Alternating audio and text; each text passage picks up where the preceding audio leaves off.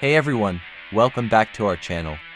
Today, we're diving into the fascinating history of Canary Wharf in East London, United Kingdom.